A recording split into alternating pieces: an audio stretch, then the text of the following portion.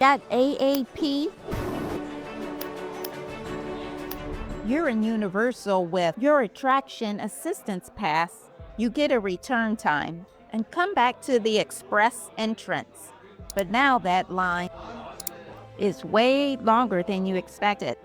The rules keep changing, and it's confusing and frustrating. This news is the launch of digital AAP on December 4th, 2025, right in the Universal Orlando app. But don't worry, the traditional paper app will still be available at gift services for those who prefer it. This is a huge improvement. Your AAP is now valid for the entire length of your ticket or even your annual pass validity, not just a couple of weeks. With the new digital AAP, you can book one return time at a time for an attraction. Once you've scanned your pass and entered that attraction, you can book your next return time just 10 minutes later.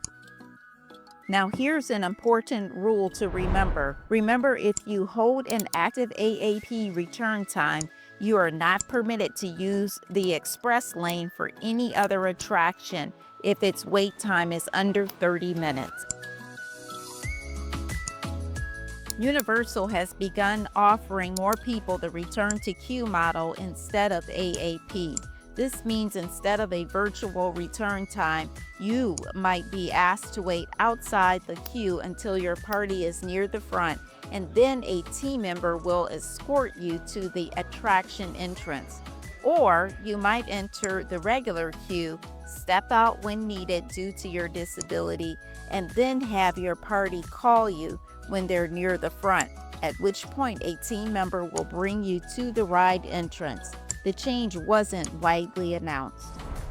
All right, let's clear up a common question. Gold versus orange AAP. Historically, these terms describe two distinct program tiers. Gold AAP, also known as the Yellow Pass, was specifically for guests who could not wait in any lines at all, even in alternate queue.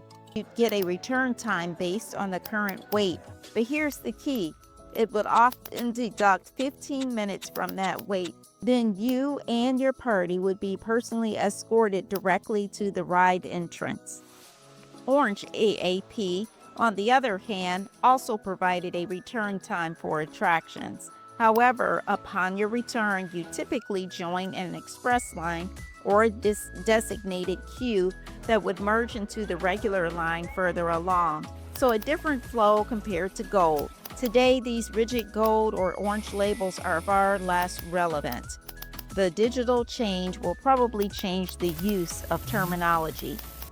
If this guide helped your planning like this video, your click helps more families discover these options and supports my work. Wait, while Universal's AAP seems simple, every park, every attraction has subtle differences. Understanding these is your ultimate secret to maximize your park day. Everyone in the group should be at guest services when the pass holder first gets their pass, because if someone needs to be added, that person and the pass holder need to return to guest services. Also, many say a companion can get a return time using a paper pass, but not the digital version. For rides without express, it's a different vibe. You are directed to another queue that merged into the regular queue. Kids on tour showed that they entered the single rider line, then merged to ride Hagrid's motorbike. I have seen many ask if Express Pass is worth buying when you qualify for AAP. So here's what to consider. First off, know this.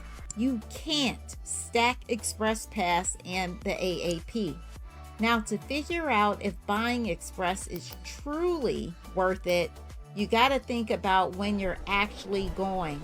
I've seen people mostly recommend it during very busy days like holidays. Also, Express Pass helps with two common AAP concerns: the express line wait time getting longer after you return, or the ride breaking down after you return for the return time.